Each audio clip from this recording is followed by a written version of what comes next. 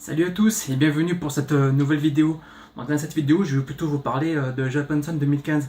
Alors, Japanson 2015, ça s'est passé il y a quelques semaines maintenant, mais pour les staffs, c'est comme si ça venait de se finir, hein, parce que c'est aussi l'avantage d'être staff, ça se termine pas, ça dure pas que 2 jours la Japanson. Hein, pour nous, ça commence des semaines avant pour préparer, et puis ça continue après, quelques semaines après, pour justement faire le bilan, voir qu'est-ce qui a marché, qu'est-ce qui a moins bien marché, qu'est-ce qu'il faut améliorer, qu'est-ce qu'il faut supprimer, ou qu'est-ce qu'il faut rajouter, ou que sais-je encore. Donc, euh, euh, on fait ce bilan, et là, je vais faire ce bilan, un petit bilan avec vous. Donc, là, c'est mes impressions personnelles, ça n'engage que moi, mais je pense que ça reflète pas mal l'idée générale, hein, de tout le monde. Donc, euh, pour cette édition 2015, il y a eu beaucoup de monde, hein, donc on s'attend qu'il y ait du monde, sinon on aurait des petits soucis.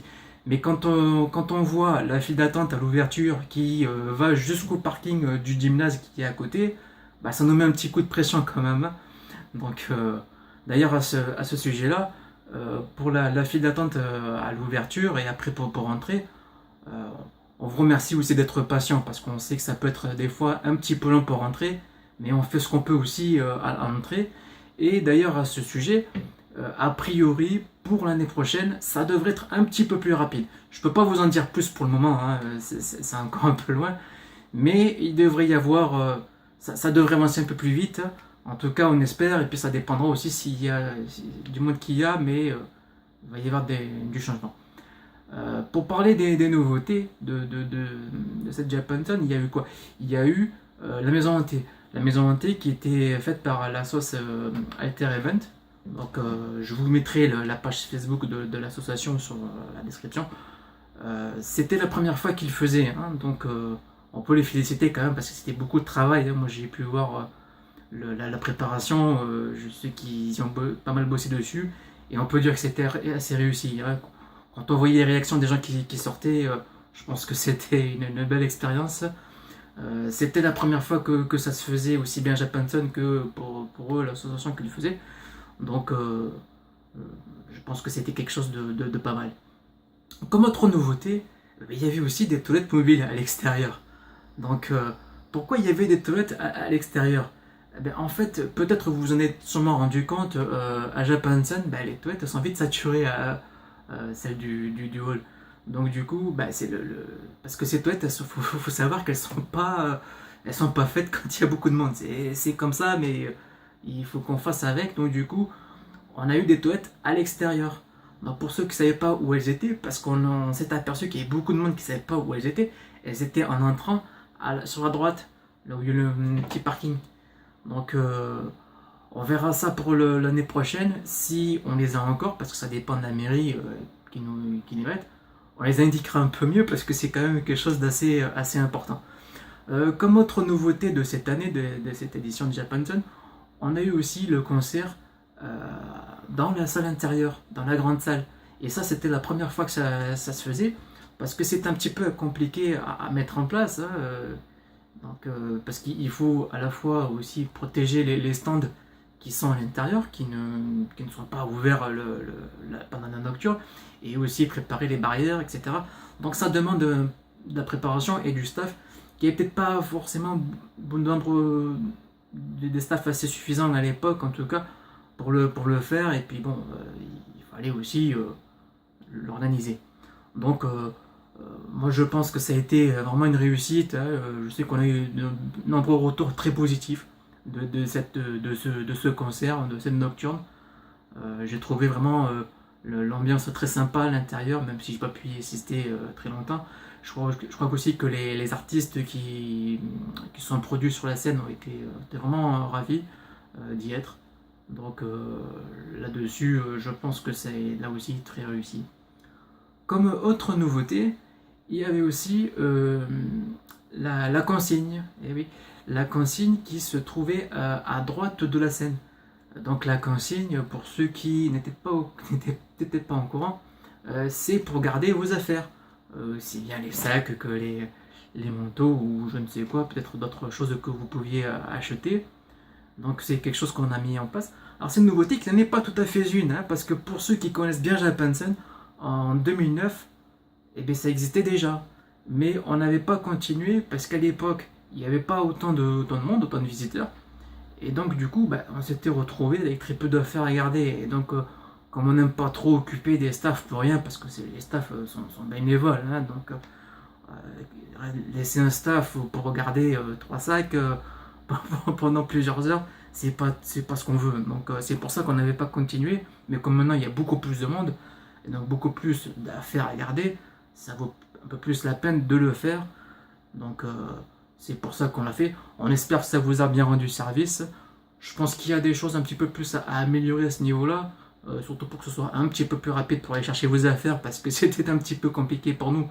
On n'était pas organisé comme il fallait, mais logiquement l'année prochaine ça se réglera très facilement, donc il n'y aura pas de souci avec ça. Et voilà à peu près pour toutes les nouveautés. Sinon vous aviez vu aussi qu'à l'extérieur il y avait les jeux vidéo et la Doteam sous le chapiteau, donc il y a eu des petits changements à ce niveau-là. Voilà, je sais pas si ça sera encore comme ça l'année prochaine, en tout cas on y réfléchit. On a eu très peur de la pluie aussi, hein. C'est pour ça qu'il y a de moins en moins d'animation à l'extérieur, de façon remarquée par rapport à l'époque, parce qu'on a eu très peur et effectivement on n'est pas passé loin le dimanche après-midi de la pluie. On était chaque fois en train de regarder nos portables, la météo, quasiment heure par heure, mais on est passé à côté des gouttes, donc on a eu du bol sur ce coup-là. On espère que l'on aura l'année prochaine, parce que on en a subi de la pluie les autres années et c'est pas top, ni pour vous, ni pour nous, ni pour personne. Donc voilà à peu près ce que je pouvais dire de cette édition. Donc là maintenant, on arrive vers la période un peu creuse, hein, pour les organisateurs, mais ça commence déjà à se préparer pour l'année prochaine, hein. C'est pas parce que on arrive en été et que c'est quand même les vacances aussi pour les staffs et les organisateurs, des vacances un peu méritées quand même, hein, parce que c'est beaucoup de travail. Mais l'édition 2016, elle est déjà en chantier. Et alors évidemment, comprenez bien qu'on ne peut pas vous dire qu'est-ce qui va se passer. Déjà parce que tout n'est pas décidé. Il y a quand même des choses importantes qui sont prévues. Et sans vous dire ce qui est prévu, je peux vous dire que ça va être juste énorme. Donc si vous avez aimé Japansen 2015, donc je pense que vous allez adorer Japansen 2016, je vous le garantis. Donc même si c'est une période de vacances, le chantier pour Japansen 2016 est déjà lancé. Il y a les staffs organisateurs qui bossent déjà dessus, je le sais déjà, donc je leur souhaite déjà un bon courage parce qu'il y a du taf pour tout ce qui est déjà prévu.